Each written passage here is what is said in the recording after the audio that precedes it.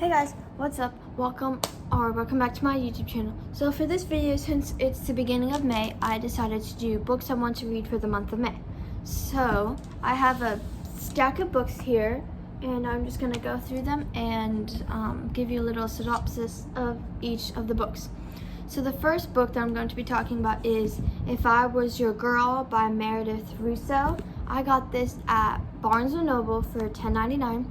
And so it's basically about this girl named Amanda Hardy. So she's this new girl in school, and she's just trying to fit in. She's just trying to make friends and go through high school with having this big secret that she doesn't want anyone to find out. And then she meets this guy named Grant, who he's super sweet, and she's starting to like him. But she's scared that if she gets too close to Grant, then he's gonna find out her secret.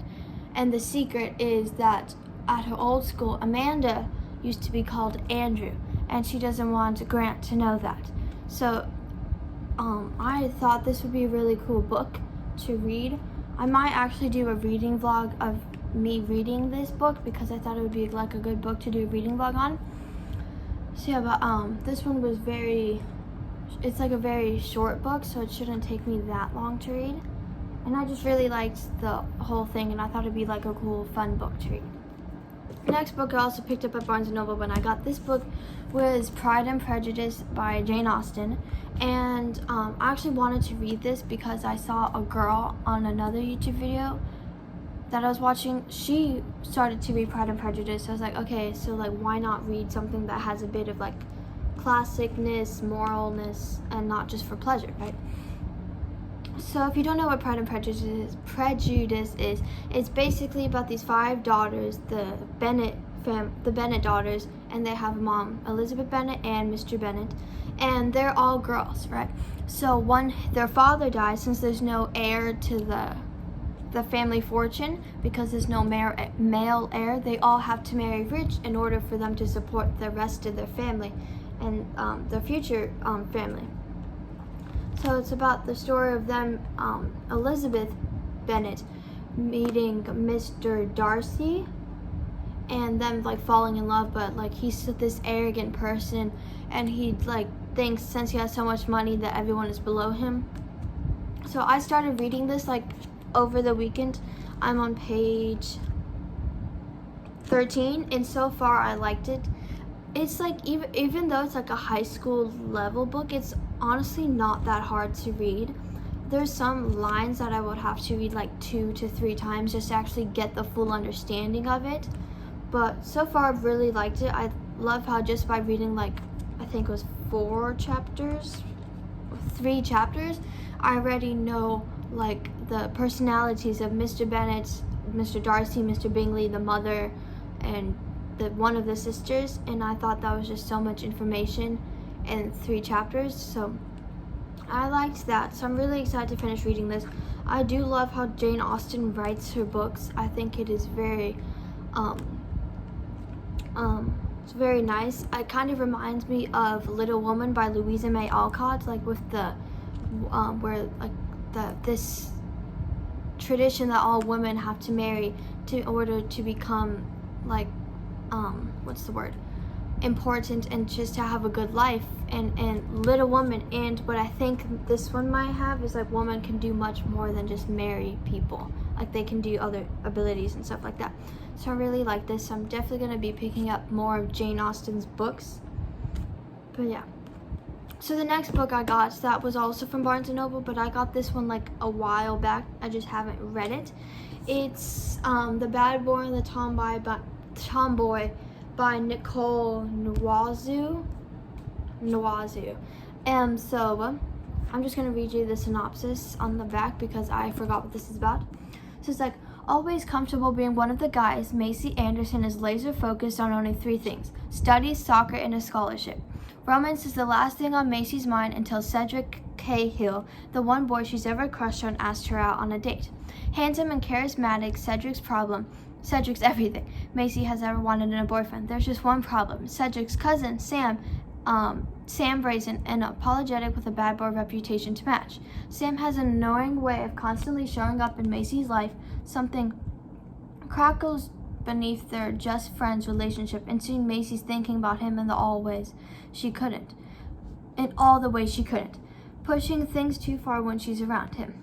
As the tension between them escalates, Macy needs to decide if it's worth risking both a friendship and a relationship to find out where her loyalties truly lie, especially when the truth behind Sam's bad boy demeanor changes everything between them forever.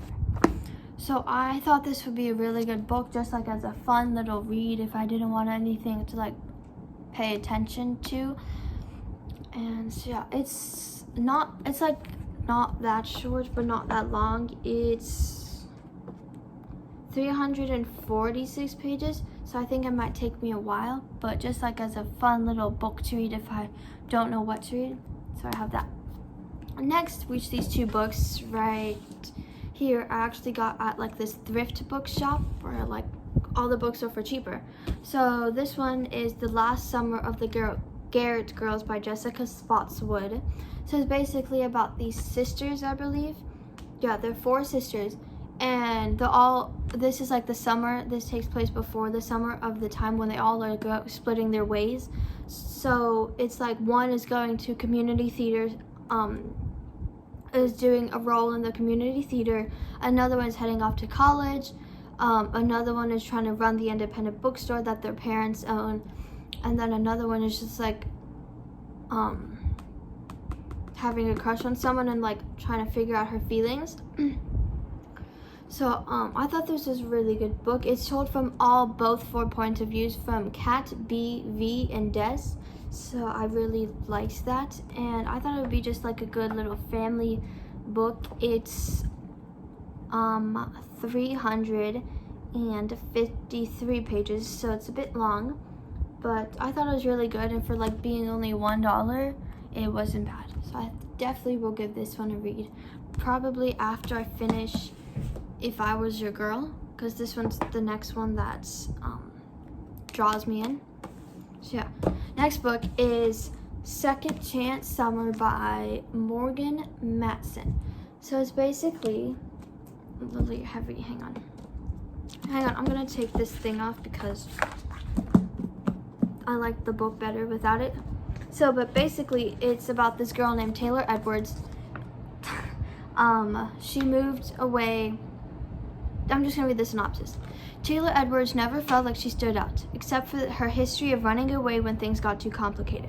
Then her dad receives unexpected, terrible news, and the family makes the last-minute decision to spend the summer together in the cramped quarters at their old lake house. Taylor hasn't been to the summer house since she was 12, and she definitely never planned on going back. Up at the lake, she is confronted with people she thought she left behind, like her former best friend Lucy and Henry Crosby, her first crush, who's all grown up and a lot cuter. Suddenly, Taylor is surrounded by memories she'd rather leave in the past, but she can't run away this time. As the days lying on the beach pass into nights gazing at the stars, Taylor realizes she has a second chance with friends, with family, and maybe even love. But she knows that once the summer ends, there's no way to recapture what she stands to lose. And I thought this book just seemed like the synopsis seems so, it draws you in. The synopsis draws you in a lot, and I thought that was really good. And I like the concept of it, of how like she was like this bad girl because of like family trauma or something, and then she's like trying to make amends with everyone and trying to get a second chance. So I just really liked that, and it was like a hard copy, like it's hard copy, and I got it for $1, so it was not a bad price whatsoever. It has around 468 pages, so it's on the thicker side of the books, but I thought this one would just be really cool to read. And it was it was hard copy, so there was no hard things if I didn't like it. And it was like using from a thrift store, so it's like secondhand buy is always good for everything. So those are the books I want to read in May. It's 5 books, I believe. 1, 2, 3, 4, 5. 5 books, so I think I'll make it. What I'm doing right now is, because I started reading Jane Austen, but since Jane Austen is like this classic, it's like old English, it kind of like it takes you longer to read and it's more set up complex than these books. I'm reading Jane Austen, and then another one, I'm reading Paper Towns by John Green right now, which, let me get it. This book, I'm reading this one right now along with Jane Austen because sometimes I just feel like reading for fun and not thinking about it. And Jane Austen, like, you have to think about it. So I'm reading this one, and then probably after I finish Paper Towns, I'm going to read the If I Was Your Girl. And yeah, but I'm just going to be reading 2 books at once, 2 books at once. Yeah, and I think that way it would let me read more books more and have more opportunities of getting to read more books. And so yeah, so I hope you enjoyed this video of the books I want to read in May 2021. I was about to say 2020, but we're in 2021 now. So yeah, so I hope you enjoyed. I will probably do a May wrap-up of the books and how I like them and tell you my ratings for all of these. So be on the lookout for that, and be on the lookout for the vlog of the what is it called? Of the reading vlog, which will take place with this one, give you all my thoughts on it. And yeah, so I hope you enjoyed this video, and I'll see you guys soon. Bye!